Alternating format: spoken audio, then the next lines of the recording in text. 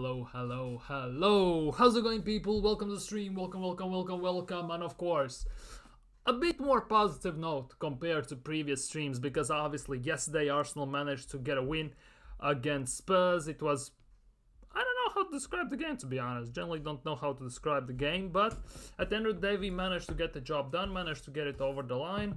We won the game, and I don't want to say per se everything's fine and dandy because let's be real, it's nowhere close to being fine and dandy, but still better than expected, to be honest, because at first I thought we're gonna draw.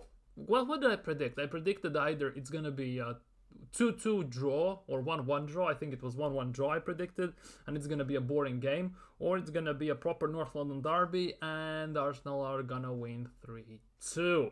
But at the end of the day, it was something in between.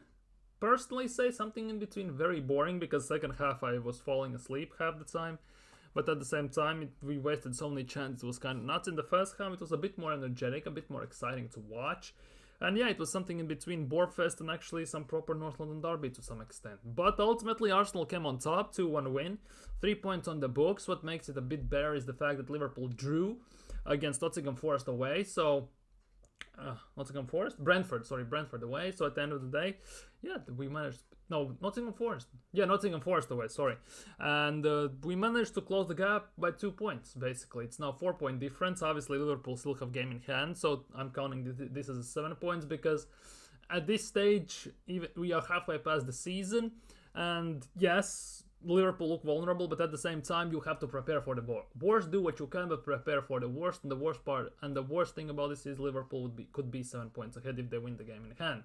So you gotta prepare for that. But ultimately, yeah, there's some news came out about striker situation. It's looking pretty damn annoying because link with everyone. We are not signing anyone. Linked FC, all strikes again as always, Arsenal. But yeah, we're gonna talk about all that and more today on stream. So if you're new around here, of course, smash that thumbs up, like the thing, share it around and all that good stuff. Subscribe if you're new around here.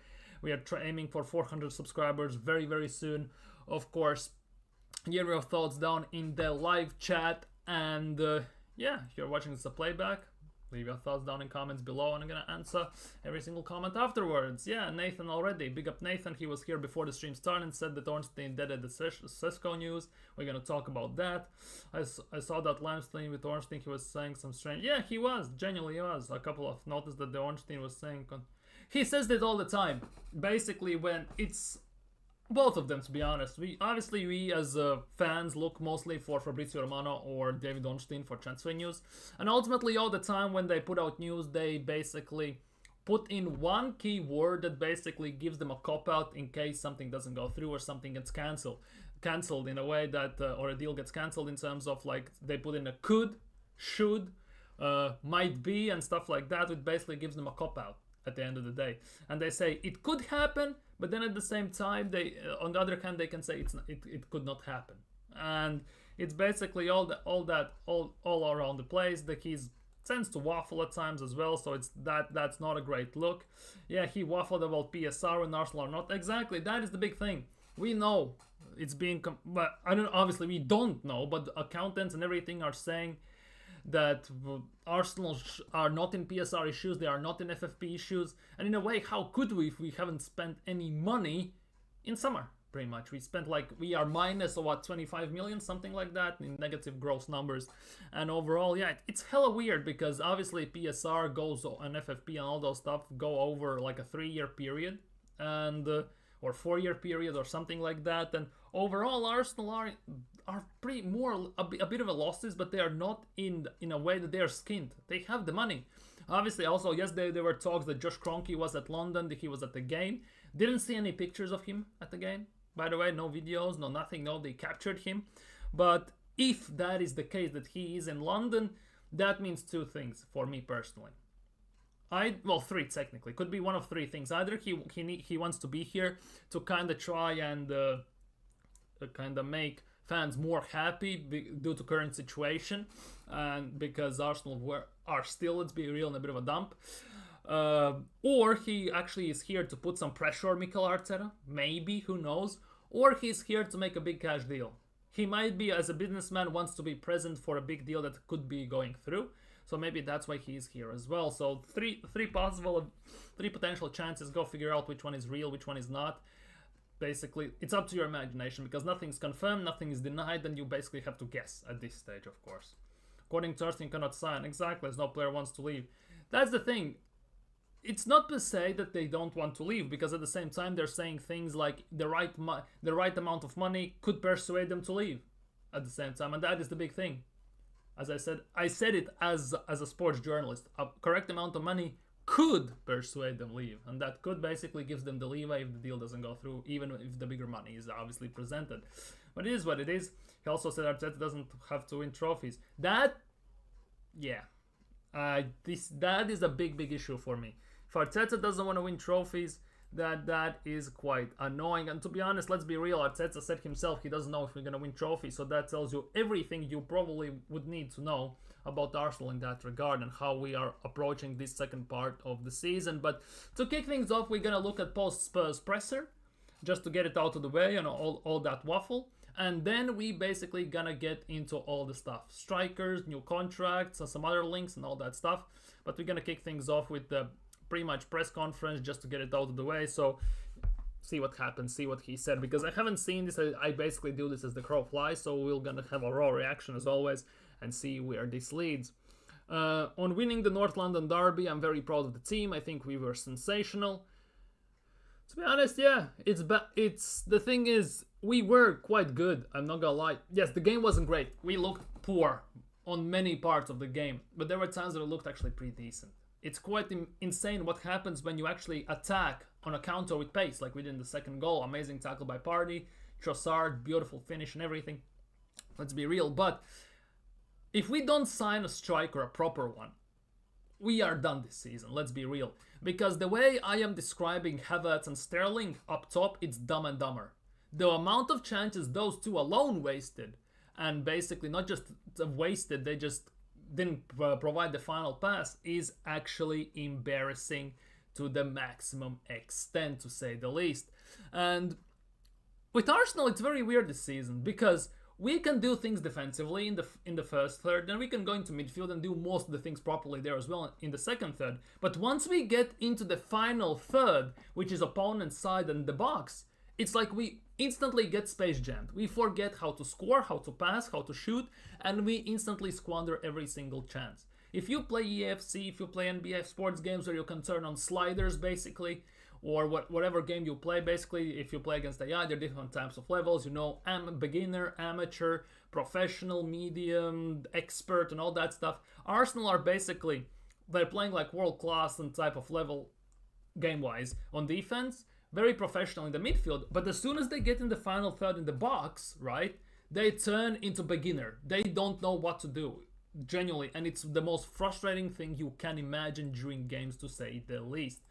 The mainstream treat Arsenal like some club that should be happy with competing. It is so jarring. It's basically Arsenal have set the precedent themselves, because Kroenke, when he bought us, he said he didn't buy Arsenal to win trophies. Wenger said that top 4 is a trophy, and since most of the recent youngest Arsenal fans have not seen Arsenal win a trophy, they basically have adapted that psychology and they basically live by it. So that's why I think there is no actual basically turmoil with the fact that we don't win trophies. It's give them time, give them this, give them that, and be patient, obviously. So it is what it is at the end of the day. Yeah, Thomas Frank killed the links too. We're gonna talk about that as well. Yeah, that is the big thing. Havertz is getting worse by game, and I don't think it's actually at this stage anymore a skill issue. It's a confidence issue as well. Similarly like with Martinelli. We know that there's a player in there. At the same time, confidence does impact players' ability on a very high level. Let's be real. If you have played sports on somewhat competitive level, you know that. And it looks like Havertz's confidence, like Martinelli's confidence, are basically down in dumps at the end of the day. And it's very, very frustrating and very, very annoying to watch.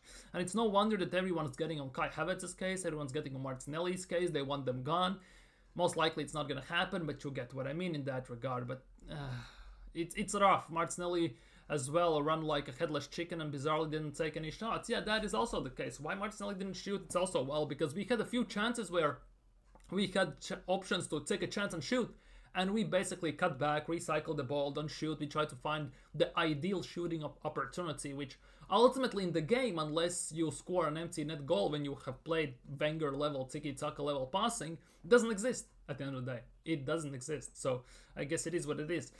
But ultimately, yeah, Odegaard is no better, to be honest.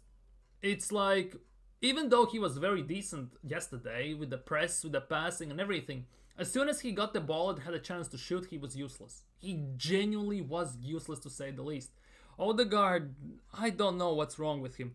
Either he mentally hasn't gotten over the ankle injury or what, but it's genuinely a rough watch. It feels like he has two pillowcases instead of feet, and when he shoots, it's like he shoots a foam football at the end of the day. It has no power, no venom in it, and it feels like, I don't know, my 6-year-old has kicked the ball. It's pretty much, it's easy to save, it doesn't hit the target half the time, and it's very annoying. And when he has the chance to shoot as well, sometimes he doesn't take the shot. He stops, he takes 2 touches, the lane is crossed, and we have to recycle the ball once again.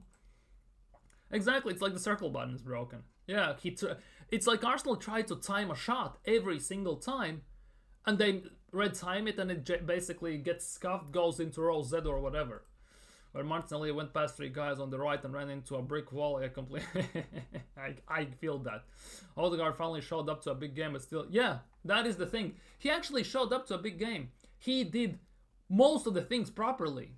With the passing, pressing, spaces, picking up, dragging players out of positions, carrying the ball, dictating the game to some extent.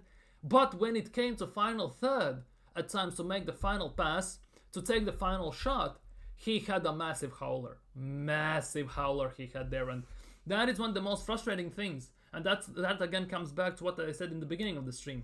Arsenal can do everything pretty damn good, let's be real, up until the final third. As soon as they are in that position when you have to make the final pass, the key pass, the assist, shoot when in the position, it's like we instantly get space jammed and we forget how to play football. It's very nuts and it's very infuriating to watch. And given the chances we missed yesterday as well, we should have won that game like 5-6-1. And again, that again falls down to Odegaard missing, to Havertz missing, to Rice missing. And it's frustrating because if we keep playing like this at the end of the season, Gabriel Magalhaes, our center back, who in my opinion should be the captain potentially even, that's a completely different stream potentially for the conversation and everything, is going to be our best goal scorer. And that is again not boding well in general for Arsenal.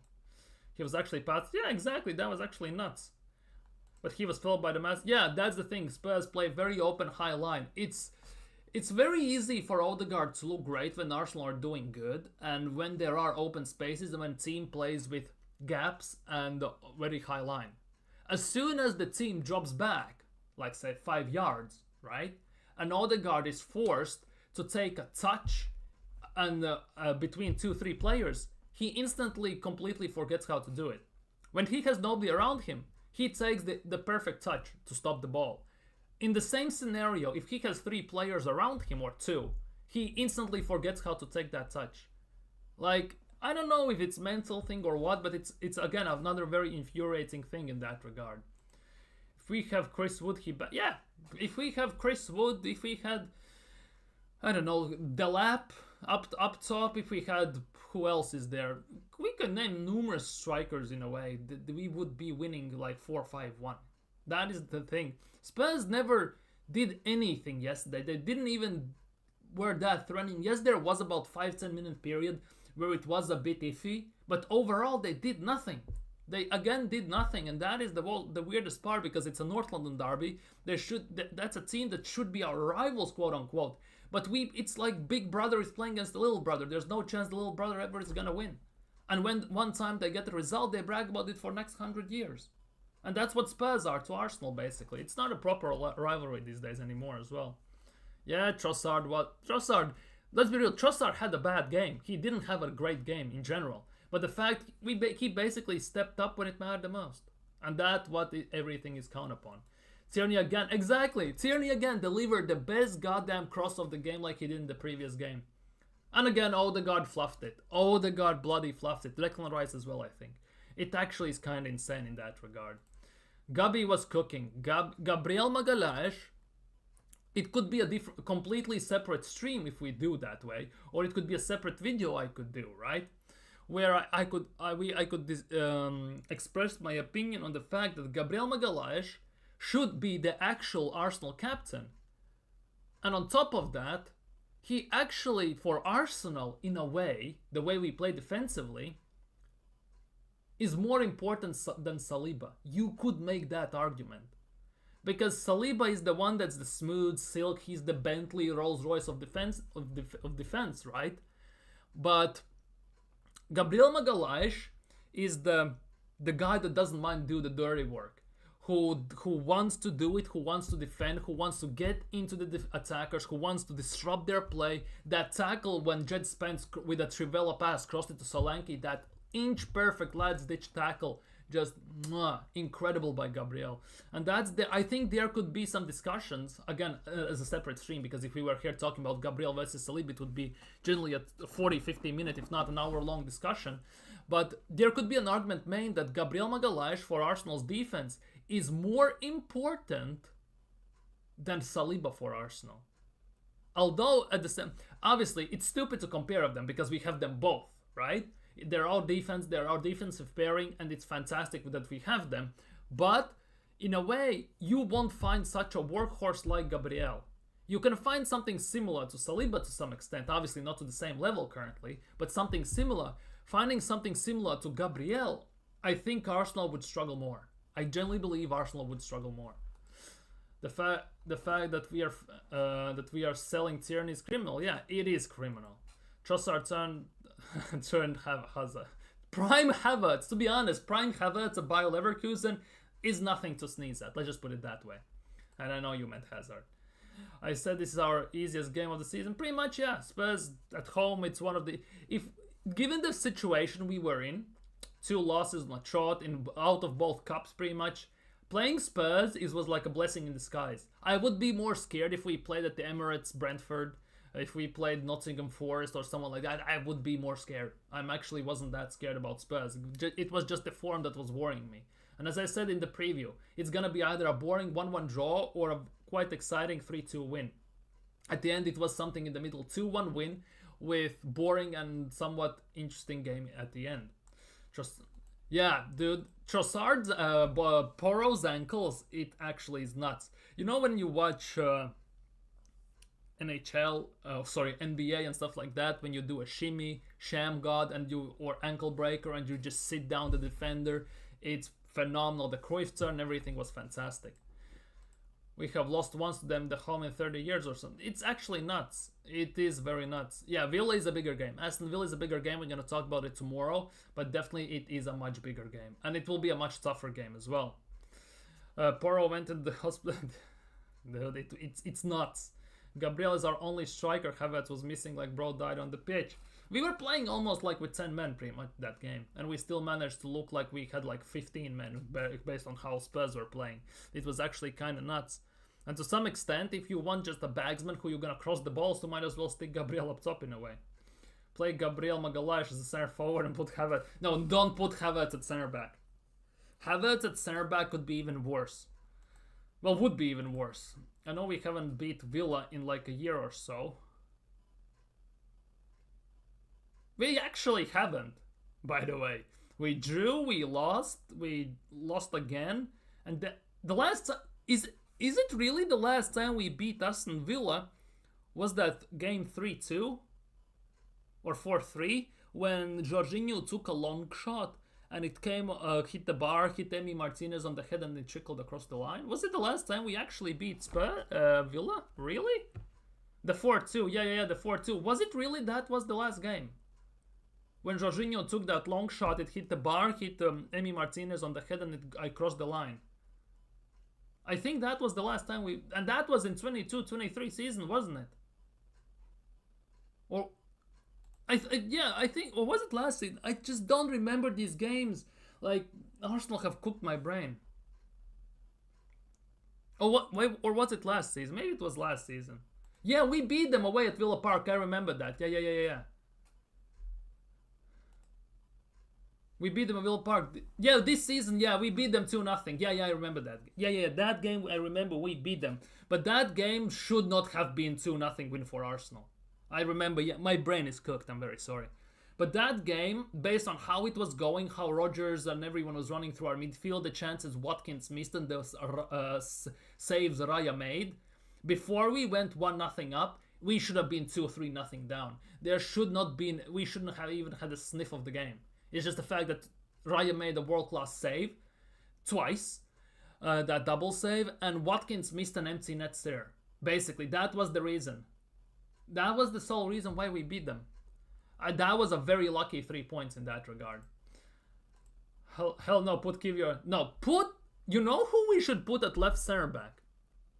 Calafiori, because he actually played as a center back in Serie A for the last few years. He was left back before that. We should actually play him there. That actually could be contributing to Calafiori's injuries because he's playing out of position. Because center back and a left back, in a way, as much as it counts as defense, are two completely different positions. Play Havertz at center back and instruct him to score on goal. Dude, he'll clear everything. Skelly yesterday, 18 years old and everything, and just carried the team. And to be honest, it's not a surprise because he's actually come from Hale End. He knows what games against Spurs actually mean. And for an 18-year-old to perform to a level how he did, it's actually fantastic, to say the least. And to be honest, you know what? I'm gonna bin this interview because there's nothing interesting in there. But yeah, speaking of Skelly, by the way, this is Skelly. Arsenal are preparing a new contract. But yes, Skelly, 18-year-old, absolutely carried yesterday, and I was happy that he started. I wanted Tierney to start, but at the same time, Skelly was my second option. Skelly, you could say, is the second best left back in the team currently. I still think Tierney is better because Skelly is still 18. He doesn't have the experience, and he obviously will have ups and downs in his career as he's growing. But one of the biggest questions is, he's now 18, right? And Arsene Wenger said when he became Arsenal manager and everything, and in 2000 and something, that when you have a youngster in your team, he's obviously physically not as developed as the senior players, right? And if you play as midfielder, you tend to be put out wide, either a wing or a wing back or stuff like that, when you need to utilize your strength as much. You kind of can hide it to some extent. And Skelly at the moment is doing this thing where he inverts, but ultimately he's a left back. And the question is, in about 4 years, 3-4 years, when he's going to be 21, 22, is he still going to be a left back, or is he going to be transformed into an 8? Because he actually technically is an 8. But he needs a lot to improve, obviously, still. Yeah, Brog was cooking against Tottenham. Yeah. That was actually kind of nuts. Yeah. Watkins missed a sitter, Party scored over outside the box. Yeah. We were lucky in that game, heavily lucky. Saliba has been very quiet recently. Very quiet. And that's why I was sitting there and thinking that could be a completely different stream or a video. It could be a half an hour video, so might as well do the stream, if that is the case, where we generally could talk about should Gabriel be the captain of Arsenal and why, and to some extent, who is actually more important and better for Arsenal, Gabriel or Saliba, in a way.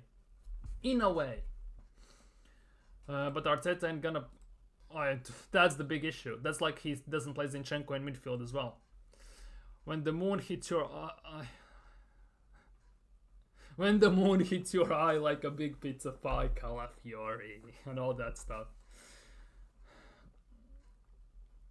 To be honest, he plays left back and he's still injured consistently.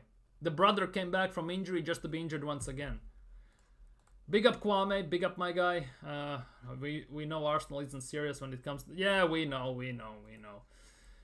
Skelly is the new star boy. He's cooking, bro. He ain't scared of no one. Yeah, and Skelly said that in the interview as well, and that's the elite mentality I want from all of our players. He said he doesn't care who is against him. The main thing is to be aggressive, to play your play, and do everything you can. And he does it to the maximum extent with the passion and energy. Against Spurs, you needed that. Masley, Skelly, to be honest, he is. We have spent 170 million on left back alone to end up playing a player we got free from Highland as the left back as our main guy to some extent. I heard Arsenal are signing. We are not signing Sesko. We are not signing Sesko. We are not signing Vlahovic. We are not signing also Nico Williams. We're gonna get to that in a split second. We're gonna get into that. Exactly. That's the thing. Miles Lewis-Skelly was not intimidated by Spurs, and mostly because he knows what this game means. He's a London. He's a Red through and through. He's brought up in Hale End. He knows. He plays against Spurs. He knows what a rivalry means. For example, Calafiori doesn't give a crap. He doesn't care in that regard. Zinchenko as well. He's just a passion merchant. I can get Tierney getting that because, you know, Celtic, Rangers, and he has been here for a few years. He knows what it means. But Skelly also, that's the other one who knows it through and through. Yeah, that was nuts. But that was solely because when Son scored, he went to the end and shushed every Arsenal fan in the main stand. So he did. I love that. Dude. Tierney left wing. To be honest, it's not the first time. It's not the first time he has played there for Arsenal. That's the ironic part. But if this doesn't show you that we are short in the attacking department, I don't know what will. Because we cannot sub off Havertz. We have to sit with him up top. We have to play with pretty much 10 men on the pitch consistently because we don't have a striker. We have to sub on our arguably best left back to be a left wing. It's nuts. And to be honest, the way Tierney can cross a ball, play him as a left wing. Especially if Havertz is up top. Maybe he can score once. Out of 10 chances, maybe. Exactly. That's the big thing. And Tierney ain't even a left wing. He played. Exactly. That's the thing. You saw Saka. Yeah, I saw on the sidelines. Yep. Saka. Saka is out, in my opinion, till April or end of the season. One of the two. Trincao for 30 million, please. Nathan is praying for Trincao heavily. Wanyeri looks good, but Saka's still on crutches. That is the... Wanyeri apparently is rumored that he could be back end of January, early February. Might be a reason why we're not going to sign a forward this transfer window. Arteta is too dunce and stubborn to sign Trincao. If he was... Could be the case, definitely. Arteta is too stubborn. He will regret being brainwashed by the Cronkies. Could be the case. Obviously, time remains to be seen. But ultimately, Arsenal, according to Fabrizio Romano, are preparing a new deal to proposal for Miles Lewis-Skelly to sign this year. The club and coaching staff excited with his progress, discussions to follow with his camp, but Arsenal very happy and proud of his development. And to be honest, they should. He actually... Who is Mike's? Who is Mike's? Do you proofread these things, Fabrizio? You are a journalist. Do you proofread these things? Do you edit your... your tweets? Who is Mike's? Who is Mike's? Is there any actual links? That is the big thing. That is the big thing. Let's look at this. Are there any actual links? Basically, what there was today for today, right? There was some news. Numerous news came out. Basically, here is the one for Marlon. Dusan Vlahovic to Arsenal is unlikely. Sesko leaving in January is also unlikely, with a move more likely in the summer. That was according to David Ornstein. There was added to that. It got added to that in that regard. Obviously, this is going all over the place. Sam C from, United Stand, ironically enough, said an exclusive that Arsenal are in talks with RB Leipzig for Benjamin Sesko. Told Arsenal want a loan with buy option, Leipzig want money up front with an obligation. Understand that Arteta has spoken with Sesko on more than one occasion. But it all got shut down, heavily shut down, by David Ornstein, who basically tweeted this. Well, he didn't, but it got put out there. Benjamin Sesko will not move to Arsenal this month. Leipzig have no option to sell the forward now. And that was according to David Ornstein, which at the end of the day means that Benjamin Sesko is not happening this transfer window. So it is a bit of a yikes one in that regard. Obviously, in some other news, apparently Real Madrid, according to Daily Mirror, are ready to sell Tchouaméni this summer. Question, would you take him at Arsenal? This summer. Damn stubborn pricks. Gyökeres in summer is about 60 million, 67 million, something like that. Yeah, and Buemo and Visa as well. Buemo and Visa as well. It got reported numerous times that, for example, Arsenal have joined race for Brentford's Visa with the injury crisis. It also got reported that Arsenal are interested in Buemo, but in the end, according to Fabrizio Romano, Thomas Frank has said that there's no chance Brian Buemo is leaving in January. And same he addressed when he got asked about Visa potentially leaving Brentford, which at the end of the day means that all attacking options Arsenal have been linked with, and I kid you not, all the attacking options, and that includes Sesko, Vlahovic, Buemo, Visa, Gyökeres, Isak, none of them are happening right now. None of them are going to happen this transfer window, because that got told, and it generally looks like it's not going to happen. It also, according to whoa, that was out of nowhere. Yeah, and that is the big thing. According to L'Equipe as well, Arsenal are considering options to reinforce their attack with Gyökeres and everything, but none of this is true, and none of this is going to happen. Those have been their latest rumors in that regard, and that is something that is really pissing me off as an Arsenal fan. We have been linked with numerous strikers and everything, but none of this is going to happen. I sent you a link, please read. It's about Victor Gyökeres, Arsenal. Where did you send me this? Where did you send me this then? Big up Tamina, by the way. Where did you send me this? I don't see anything in the chat. We are going to sign Rashford on deadline day, typical Arsenal transfer. The big thing is, the more I read about Rashford, right? He's waiting for Barcelona, he's waiting for AC Milan, and now Borussia Dortmund for some goddamn reason, who goddamn knows why. He's waiting on all of those clubs, and Arsenal have not been mentioned whatsoever. Which ironically, given the stuff that Arsenal signed these type of players out of nowhere, like Raheem Sterling, right, in the last few days only, could only indicate that Rashford actually could be coming to Arsenal. But the biggest thing, the issue about this is Arteta hates lazy players. We all know that. Arteta hates lazy players. And Rashford doesn't track back, he doesn't defend like Arteta would ask Martinelli to do on the left side. So the big question is again, would he fit in the system? Rashford also has a bit of an attitude issue and everything with partying and all that stuff. Maybe a new ground, new environment would change that. Highly unlikely, but obviously we all know what these things. So it's the big question. Would that change? Would that influence anything? He ain't worth 100 million. Now, listen. I'm not saying he's worth 100 million. There is agreement with Sporting with Gyökeres that in summer his release clauses are gonna drop down from 87 to 67 million. Or 63 million, something like that. Now, if you want to sign him, it's 87 million pound release clauses. If you want to sign him, but I don't think Arsenal are going to sign him anyways. If you were an Arsenal manager, you wouldn't be brainwashed. I wouldn't. That's the big thing. I have respect for my employer, right? Where I work and everything, but to maximum extent, I'm not gonna allow him to speak for me. I'm gonna speak my own opinion at the end of the day. And that could be my biggest downfall as a manager to some extent as well. Because I wouldn't say crap. I would say I need this or GTFO at the end of the day. Yes, you put Chouameni in the right 8, CDMD playing playmaker role. He will cook real playing bros. Yeah, that's it. Chouameni is playing center back currently for Real Madrid because all their center backs are injured, pretty much.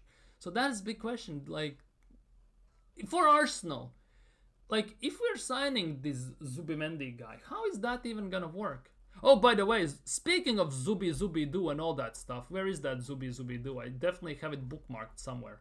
Here we go, Zubi-Zubi-Doo. Zubi-Zubi-Doo, here we go. Zubi-Zubi-Doo.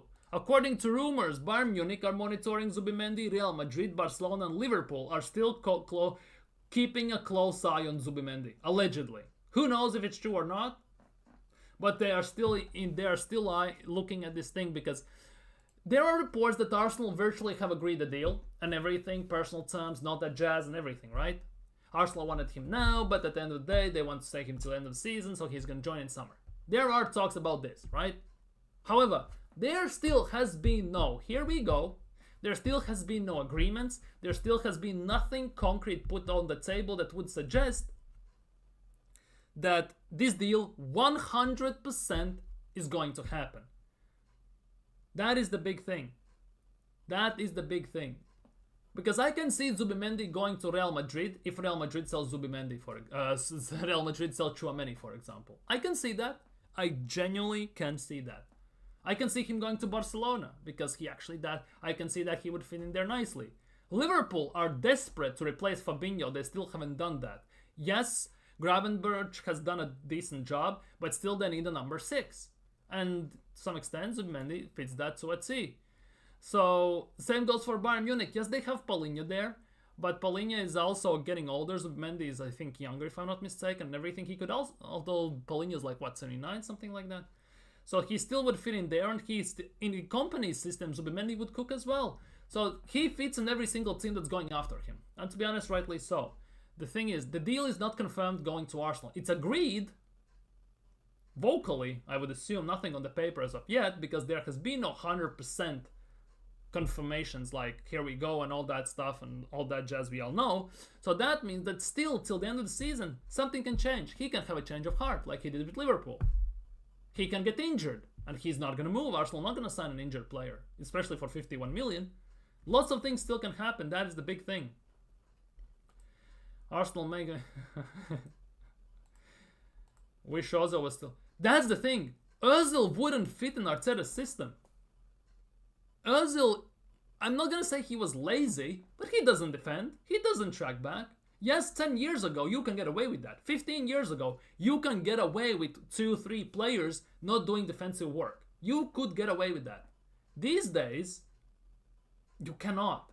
That is the big thing. Football has evolved to such a system, sadly using this word, that you need these players to do everything. And that is the big issue. You can. Ronaldo is one of the exceptions who doesn't always have to come back to defend, but when he goes on attack, you're pretty damn sure 9 times out of 10 he would score when he was in his prime. That's why he didn't have to track back, for example. Arteta doesn't mean it in hating players. YouTube Messenger. There's a YouTube Messenger. What the hell is that? No way in hell he fell off without Amorim. He hasn't fallen off. That's the big thing. Yes, for the first 5 games when Amorim left, he didn't do anything. Gyökeres, since the start of the year, has scored about 6-7 goals and gotten 2-3 assists in the last 4 games. He hasn't fallen off. It's just a myth. That is the big thing. Because if you look,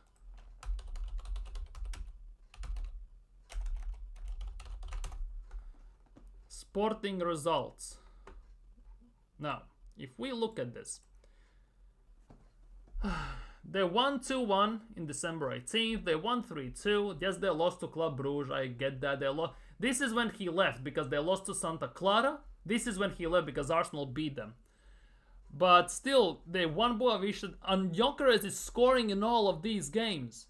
That's the thing. Yes, they lost the final, which is kind of nuts. They beat Porto 1-0, by the way, in the semifinals, and Gyökeres scored the winning goal as well. He hasn't fallen off as people would like to think. It's just the fact it's not advertised as much, I would say so. And without Amorim, Sporting Lisbon is not as attractive anymore. Yes, it's the same club, same players and everything, but it's not as attractive.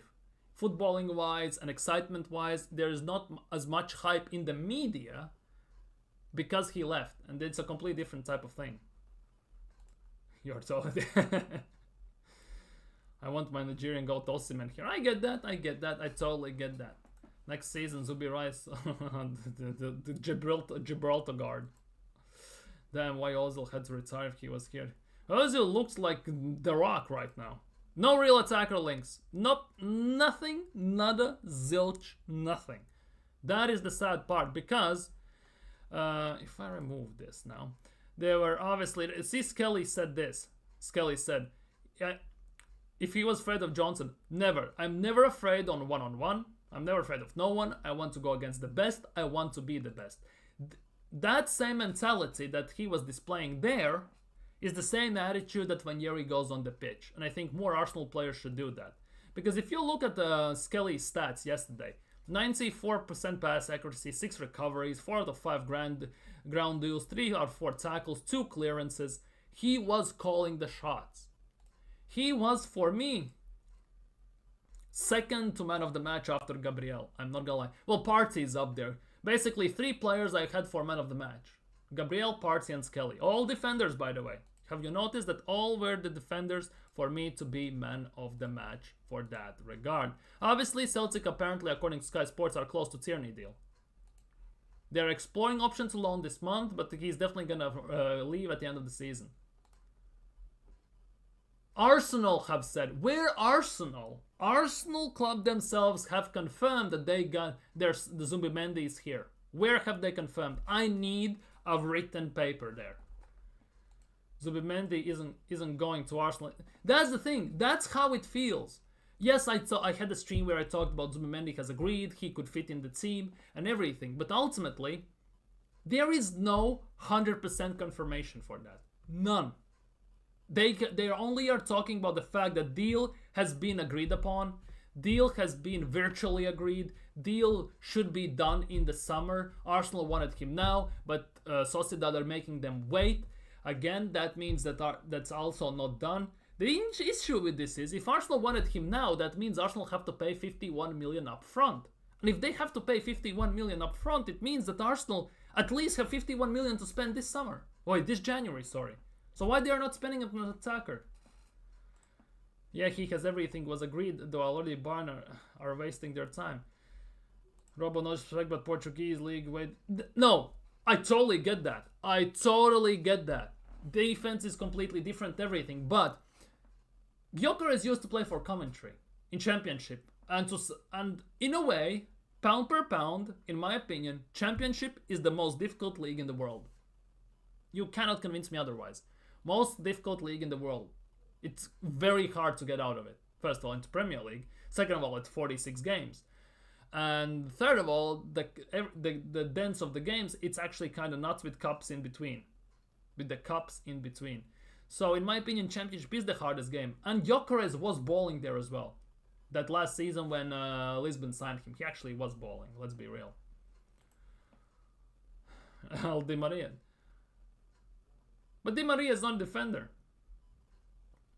Yeah, true, but our best at scintillating attack with Saka and everything got also pocketed by 40-year-old Pepe, and Top Gunner still calls Saka world class. What's the difference? What is the difference then? If we are speaking in these terms, Otamendi pockets it, he is old and everything. Okay, 40-year-old Pepe pocketed Saka. It took us to penalties. We didn't win in Portugal as well. Same thing. Same thing. Yes, in Portuguese league, defenders are not as good. Yes, they are slower. Yes, there's a big chance you can succeed if you're physically quick and everything. But ultimately, obviously, it's a moot point until we see him in Premier League. No matter how you look at it. And let's be real, signing any player in the world pretty much is a gamble. Because you never know what's going to happen as well. I watched Sky Sports News. They said Zubimendi is joining Arsenal in the summer.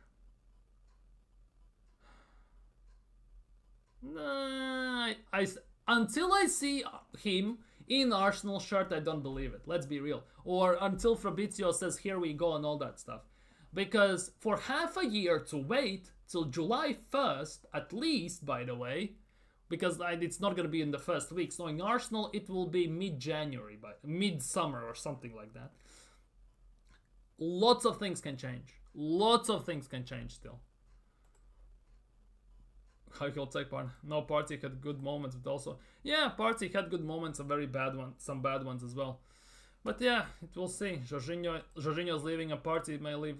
Partey is leaving as well. It's pretty much confirmed, well, rumor mills obviously, but that they're both gonna leave. They're both gonna leave and Arsenal needs to replace them no matter how you look at it, let's be real. Why they don't extend Partey's contract? He's so good. Yeah, that's the thing, but there's injuries. Partey is good when he's healthy. When he's injured, he's pretty much useless. Plus, on 200 bags a week, it's way over the top. way over the top. Plus, Party, I don't want to get into the legal things that could be surrounding Party potentially. I have no idea, it's just a speculation. But if they are, I wouldn't be surprised if Arsenal are trying to get rid of him as soon as possible. Big up BX Gunner, my guy.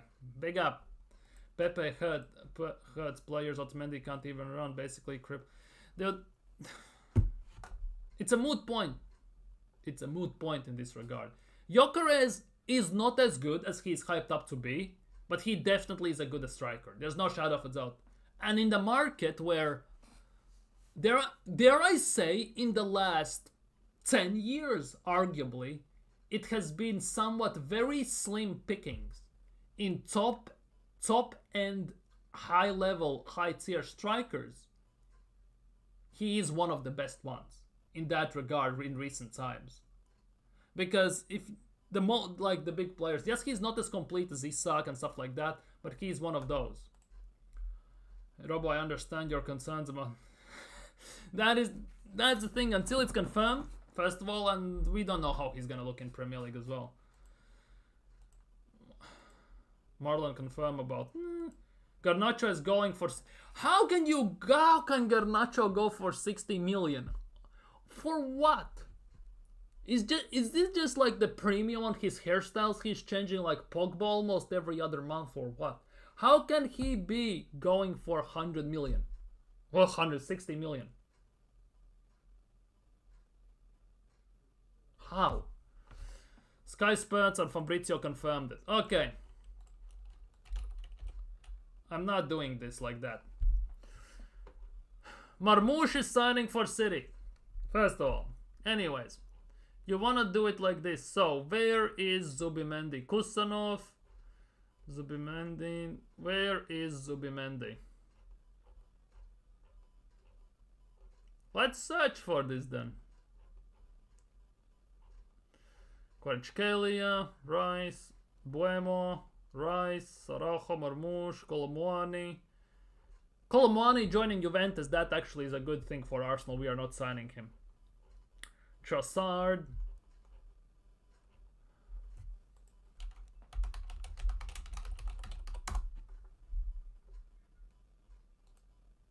Mikelard said a crucial factor for Arsenal to advance on Martin Zubimendi deal. Arsenal manager part of the process for the club to get the green light from Zubi, same as happened with Declan Rice 2 years ago. Zubimendi in advanced talks with Arsenal for July 2025.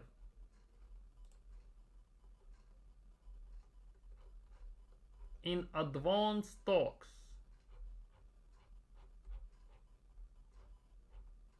Okay. Dude, this is hell annoying searching, I'm not gonna lie. I don't see any here we goes or Zubimendi in an Arsenal shirt pretty much. See none of those.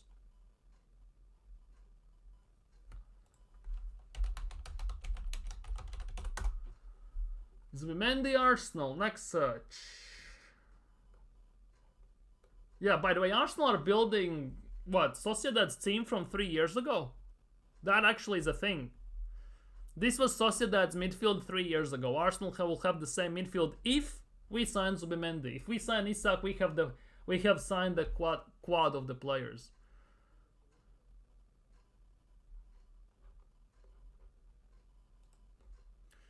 For the January window, Arsenal are working on striker position. Many calls made in the past 24 to 48 hours. That was yesterday. Next summer, working progress for Zubimendi plus confident and optimistic. It's nothing confirmed. Nothing confirmed. That is the big thing. By the way, yeah, Tierney is about to go bye-bye, by the way.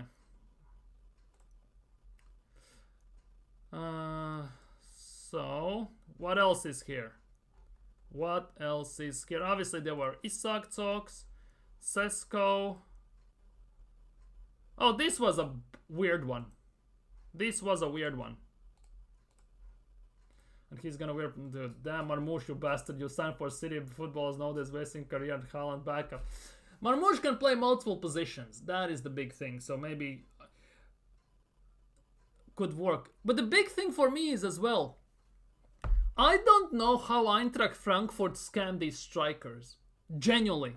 Because if you think about Eintracht Frankfurt's history, they had Silva, Kolomuani, Marmoush, Halle, strikers, Jovic, right? They all went for 50, 60, 70, 80 million, right? To PSG, Real Madrid, now to Man City and stuff like that. All of those signings have gone to those clubs and have flopped harder than an egg when you make an omelette. Will that happen to Marmoush as well? Because one thing, the way Eintracht Frankfurt are playing, they give attackers freedom and they play attacking football. When you play for City, it's a system. For Real Madrid, if you're not good enough, you're not good enough, let's be real.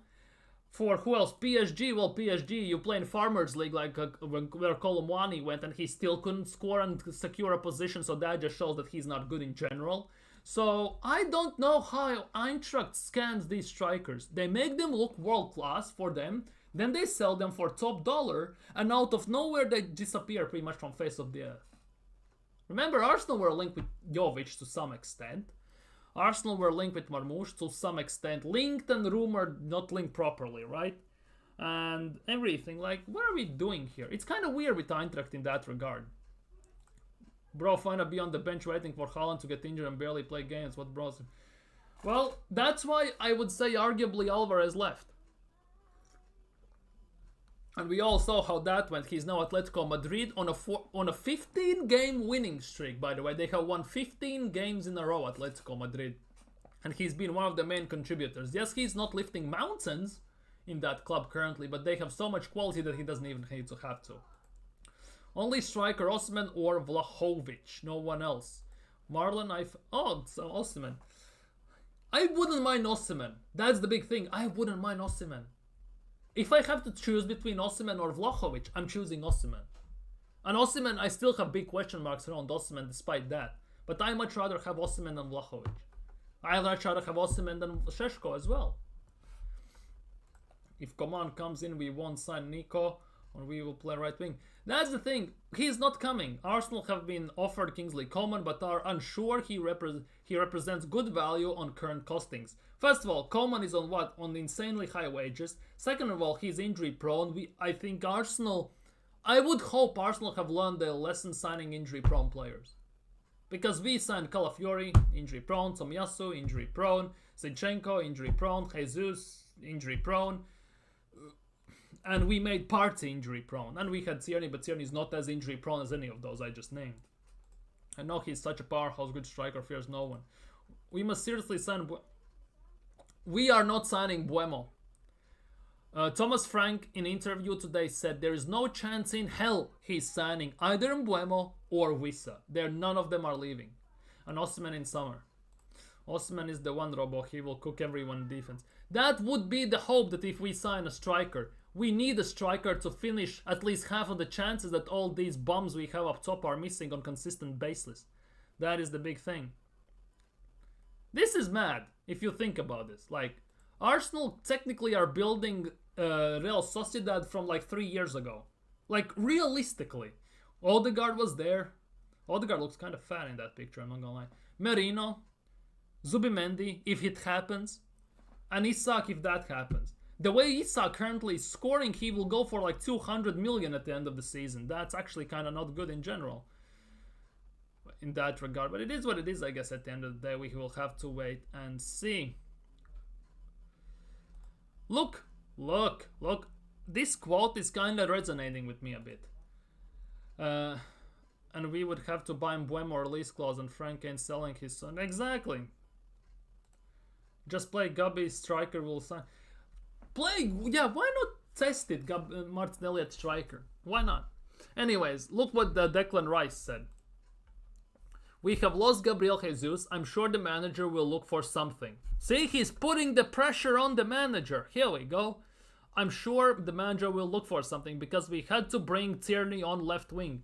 We are a bit short there. A bit is a bit of an understatement. Let's just put it that way. I'd not be surprised if we do something in the transfer window. That's what Declan Rice said.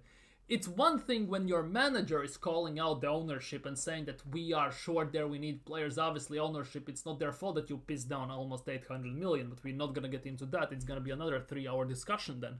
But now even players are starting to call these things out. That is not a good look, and first of all, that's not a good look for Arteta. If even players are saying that we are not good enough in those positions, we don't have depth enough, we need this, we need that, that's already not good enough. That's already worrying. He's the king of Brazil, he's our wall at the back. Big up Arsenal, Manic, big up. I agree with your title. We need a striker, exactly. I'd say winger too. Why does this club never act when it matters? And that is, we never done that, to be honest. We never done that. Whenever we've been this close to basically achieving greatness in winning Premier League and everything, we never act. Next season, we instantly fall short.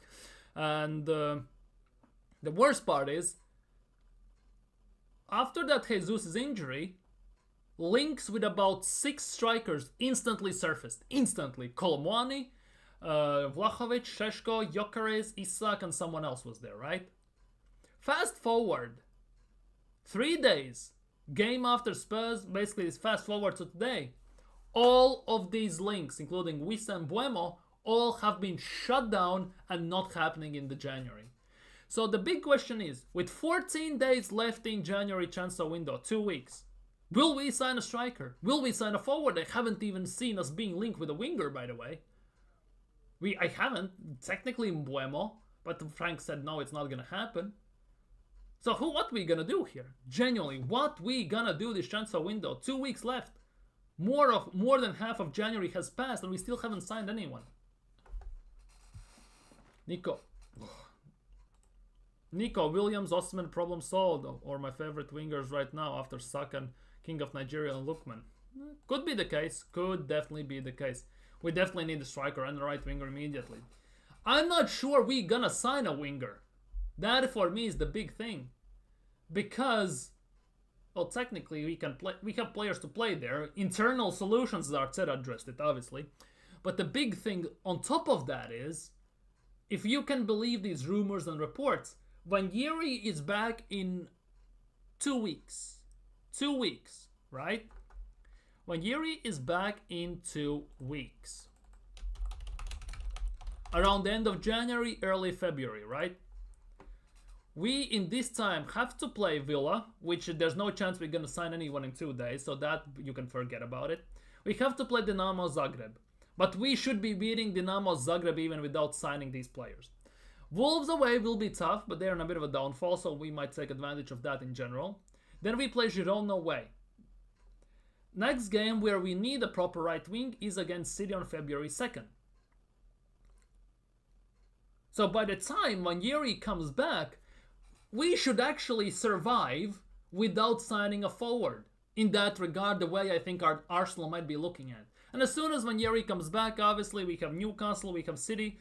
He might not play those games, or maybe be a sub, but these 4 games don't require us signing a forward. And I think the club is looking at it that way, because we are not signing anyone in 2 days, first of all, right? So that's not going to happen. Although Malen, most likely, ex-Arsenal, by the way, will play against us in this game. Wolves, we don't need one. Zagreb, we don't need one. Girona, we don't need one. So the way he is looking at this, there might be no reason, because if Vanjeri comes back, well, then we have Trossard, we can have Havertz, we have Martinelli, we have Vanjeri, we have Sterling, we have 5 forwards who can play on the right wing, technically, well, 4 of them, so we don't need a one. Like, that, I kind of think that is the way Arsenal are looking at this, and it kind of sickens me. Obviously, I know it's a conspiracy theory on speculation on my part, but it kind of feels that way, the way we are moving in winger department specifically in this transfer window. Or we can sign... No, Barcola. No. No, we need a winger who can play left wing or right wing and a striker who inflict... That's the thing. We need... Yeah, we need. What we need and what we're gonna do, sadly, especially if we talk about Arsenal, complete polar opposites. That is the sad part. And you know what I say about Arsenal. If it makes sense... Arsenal won't do it. Nico Williams and Osimhen and Skriniar. Hasn't Skriniar moved still? He's still at PSG? I've yet to witness this special manager to prize away an established, in-demand, world-class player from any club. It's been other clubs, Deadwoods, reserves. Pretty much. Pretty much. When we moved to Emirates, it's to compete with Bayern Munich, Real Madrid, Barcelona in 2006. Then we fast forward 12 years and Kroenkes fully own Arsenal. They buy Arsenal, right? Stan comes out, says, I didn't buy Arsenal to win trophies. Then, well, we've been every world-class player we had in terms of Aubameyang, mostly, right? And then we got told that we need to get into Champions League to sign world-class players. We're in Champions League now for the second season in a row, and we still haven't signed a world-class player, especially given how much money we spend in transfer windows, maybe part of the last one. But in general, where are the world-class players? Arsene Wenger could have signed Ozil, he signed Alexis, he signed Aubameyang. Where is this manager's world-class players? Where are these managers' world-class players? Like, seriously. Come on, about Barkley is a baller, Real Madrid. Let them want him. I don't want him. That's my subjective opinion in this regard. I don't like Barcola as a player. The way he plays, the way he does things, I don't like. He's very similar to Martinelli, and that's what pissing me off. He has more tech than Martinelli on the ball, yes, but ultimately he's like Martinelli to many extents. I could care less about Kroenke's American franchises. Since they got involved with Arsenal FC, we've never won a single Premier League title nor looked like to win the Champions League. Exactly, that is the big thing. That's the thing. You see, you are like me. I don't care about their American franchises. I am not a fan of Nuggets. I hate Nuggets, to be honest. Don't care about Avalanche. Don't care about Rapids. I don't watch MLS. I watch NBA. I support Celtics because Porzingis plays there. He's my guy and everything. I'm a Chicago Bulls fan myself because of Jordan and everything at the time when I was growing up. I don't watch NHL. I don't even follow too many teams in general. Just support my Latvian brothers there, and that's about it. I don't give a crap about any of those. The thing is, though, when you step into Kroenke's shoes, right? Their American franchises are their babies. They don't give a crap about Arsenal, on the other hand. The only thing they care about from Arsenal's perspective is the money they can get in from Champions League, TV revenue, and everything. Heard bro going after Tam Abraham, another Chelsea reject. This is getting out of hand. What the fuck is wrong with Arteta? As much as I hate to say this, I can see Abraham working at Arsenal. That's the sad part. And is it like 2021 when we were linked with Abraham as well? But I don't want Abraham at Arsenal. I can see it working, but I don't want it. That's the thing. How much would they sell Arsenal for? And if they would sell Arsenal for? They are in no rush. We fund them very nicely. All the fans and everything. It's Rejects FC. Yeah, it is. To be honest, it is. Let's be real. The worst part is, and I was watching this on a stream yesterday, Arsenal's current attacking trio, right, consists of 2 of 3 Chelsea attackers, Havertz and Sterling, right? Those two were responsible in 22-23 season when Arsenal were 8 points clear at the top of the table and ball the league, right? For Chelsea to finish, 12th? And have the lowest goal scoring season in Chelsea's history. Those two. What Arteta does 2.5 years later, I think I have them both. Those two will be the answer to our goal scoring problems. Make it make sense. Make it make sense. Like, seriously, make it make sense. You're right, they don't care about... Exactly. It's vice versa in this regard. It's just own English club that TV money and champion. That's the thing. The Premier League money, rights, sponsorships, and Champions League money give them more revenue than their US franchises. That's the big issue here. I think Chinese should put out the Kroenkes. No chance. No chance. Imagine Xiaomi Emirates Stadium. Imagine. They also push for Super League for more dollars, not in. That's the thing. And as soon as we Arsenal fans and the big fans obviously heard about the Super League, there were protests, strikes. Basically, everyone came out with torches, pitchforks, and all that stuff instantly. Oh, all clubs put out a statement. Oh, we never considered entering the Super League or anything. And all of a sudden, Arsenal spent 200 million next window. That's the window when we signed Declan Rice. All of a sudden. Was it that window? It was straight after COVID.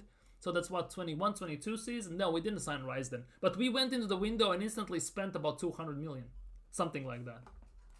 Tell Arteta that Osimhen was Chelsea Academy player reject. See how fast we signed him. Dude, that would be jokes if that would... Tell him that Salah was the reject, Chelsea reject as well, just on top of that. Tell him that as well. Tell him that Nico Williams and Osimhen were all... Tell him that everyone was a Chelsea player. Maybe he will sign them faster. Emirates is Arab owned, and then it has to be them buying out. That's the thing. Emirates visit Rwanda, not Emirates fly Emirates. That's the thing. That's the Arabs, but they won't buy Arsenal. They don't have a need to buy Arsenal. If there is a person who wants to buy Arsenal, then they would have a specific need. Either they're a fan, or their family are fans, or something like that, or they are actually a proper businessman that want to expand their brand. Because obviously, with buying Arsenal, there will be some rebranding most likely happening. No wonder Haaland also rebranded, by the way. More money, ching ching bling bling with the cheddar. Look at this. They since Big Six teams last beat Arsenal in the Premier League. Nice stat. Kingsley Coleman we talked about. Oh, this was shameless, by the way. AFTV, I am not calling them out, but in general, the fact. They put out this before Spurs game. And said, we are about to see the best of him. I don't want to insult anyone, but holy crap, that's embarrassing. Where did we see the best of him in that game? Where was the best of him in that game? He literally, together we have single-handedly squandered about 10 chances. What it felt like. Why is Solskjaer trending? Besiktas are in advanced talks to appoint Ole Gunnar Solskjaer as the new head coach. Well, Besiktas are screwed. Besiktas are royally screwed in that regard. I'm not gonna lie. Besiktas are royally screwed. Let's see what you're saying on the recent stuff. Chelsea and Man City are more successful clubs in recent decades. Yes, they are. Well, Chelsea because of Abramovich, because he actually cared about the club and he is actually a football man, but let's not get into that side. City, well, they actually invest and they are football fans to some extent. And are more successful clubs in recent decades than Arsenal. To be honest, if we take solely the last 2 decades, right, Liverpool are more successful than Arsenal as well. I kid you not, Liverpool are. Yes, they may not have the FA Cups and all that stuff, but they have Champions Leagues, they have Premier Leagues and all those things. And when they are selling Havertz, selling Jesus Zinchenko. That's the thing. These clubs are serious clubs. They have serious managers, serious scouts. They see that the player is not going to be good enough year or 2 before. And then they sell him. Before basically shit hits the fan. And it's almost impossible to sign them, right? Sell them, sorry. It's impossible to sell them. Arsenal, well, they drag this till the end and then just, well, give them away for free. That's what Arsenal do. How Sterling has 7.4 rating on SofaScore. This is why online fans are the worst to some extent. This is why the online fans are annoying to very big extents. Because they don't watch the game, they see this rating and say, well, Sterling had a good game. If they watch the game, I don't think they would think it that way. If there was no Man City or Chelsea outcasts and no Sociedad Madrid 4/5 just players, what pulling power does this manager actually have? To be honest, I don't know. If we didn't go at digging out in other teams' trash cans and we didn't sign, well, players like that, I don't know what we would have in the team. Exactly. That's they basically know when they see that year and a half before the shit's gonna hit the fan, they get rid of him, they bring in other players, and then they let the rest of the teams deal with this. And let's not forget Arsenal signed Jesus and Sterling. 80 million spent together on them, right? We funded Haaland for City. That's going well. Stay humble, eh?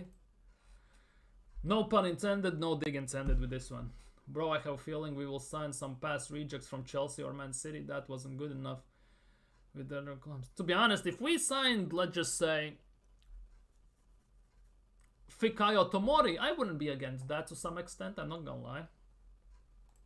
My prediction is for sign Tammy Abraham, Nico Williams, Tomori. Yeah, Tomori and Tammy Abraham, 2 Chelsea rejects. That's going well.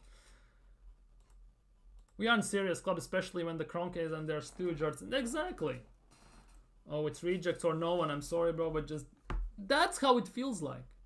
Because we are signing. Okay, either we sign useless players like Kivior, Pablo Mari, Cedric Soares, Willian, and players like that. Willian, another Chelsea reject. David Luiz, well, another Chelsea reject, for fuck's sake. Better check. Yeah, fuck's sake, I named another Chelsea reject. What the hell am I doing here? Okay, let's move on. I know what I'm gonna go into history and start naming players like Gallas and players like that. Well, that's the thing. Arsenal sign rejects from the top clubs, but the top clubs buy our best players. We signed their rejects, right? Havertz, Jesus, Zinchenko, and all them, man. Meanwhile, those clubs signed Van Persie from us. They signed Ashley Cole, Cesc Fabregas. Well, not directly, but you get the point. Cesc Fabregas from us, and players like that. Giroud left Arsenal, went to Chelsea, won everything pretty much. We're signing some. Rashford is desperate. To be honest, if it is deadline day and we hadn't signed anyone, like properly anyone, Arsenal fan base will start to riot on social media, and then shit will hit the fan, and Rashford could be a panic signing.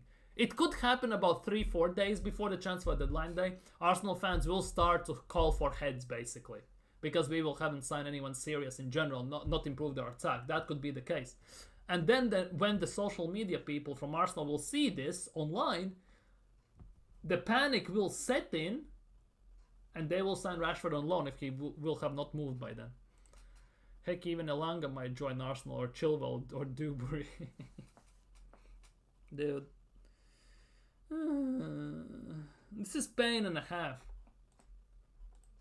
Exactly, they buy our best players. Henry to Barca went Fabregas, then from Barca to Chelsea, Ashley Cole, RVP, Sanchez, and so on. They get our best players.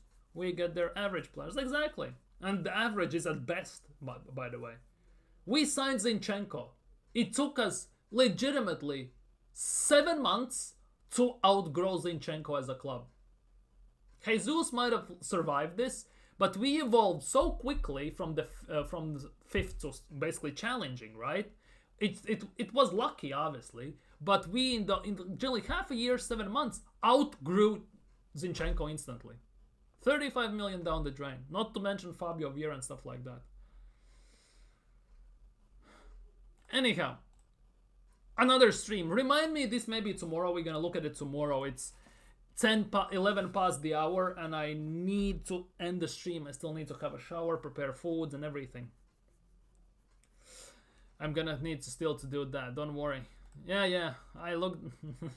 We're gonna sign Aubameyang back from Qatar, from Saudi, and then we're gonna sign Alexis from Udinese, and all that stuff. Don't worry, we're gonna sign Perez out of retirement. By the way, Szczesny went to Barcelona out of retirement, won a trophy yesterday. Well, 2 days ago. Anyways, I think on that note, we're gonna end today's stream. You have been freaking fantastic. We got Kwame, Marlon, BX Gunner, Pepper, Nathan, Arsenal Manic, Tamina, everyone who was here. You've been freaking fantastic. You have been great. Hope you had a great time. Don't forget to smash thumbs up, like the thing, subscribe, share it around, leave your comments and everything. How did Tierney come back after all that's gone by? I don't know, but he was fantastic. We need to keep him somehow. Big up Arsenal Manic. Big up. Big up, big up, big up. Yep, exactly. What Arsenal Manic is saying. Like and subscribe and leave your comments down below. Big up Kwame. Take care. Have some time. Enjoy your day. Tomorrow's Friday, last day of work week. Tomorrow we're going to look at Arsenal. Maybe some transfer news actually going to happen for Arsenal. Who knows? But of course, Aston Villa preview. and some other shenanigans are gonna go on. So take care, stay safe, big up Marlon as well, have a nice evening, and see you all tomorrow.